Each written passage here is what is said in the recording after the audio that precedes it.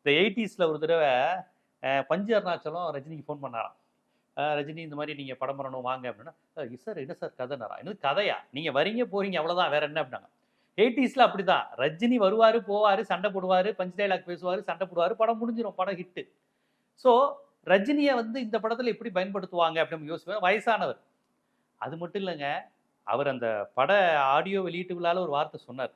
எனக்கே கூட கொஞ்சம் பயமா இருந்துச்சு. என்னடா இப்படி சொல்றாரேன்னு. கண்ணா இது 1950s மாடல். கொஞ்சம் பார்த்து பயன்படுத்துங்க. ரொம்ப லட்சக்கணக்கில் அது ஓடிருச்சு. ரொம்ப இடையே பயன்படுத்திடாதீங்க அப்படின்னு.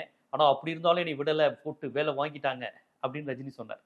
எனக்கு அதை பார்க்கும்போது என்னடா ரஜினியே கொஞ்சம் டல்லா பேசுறாரு.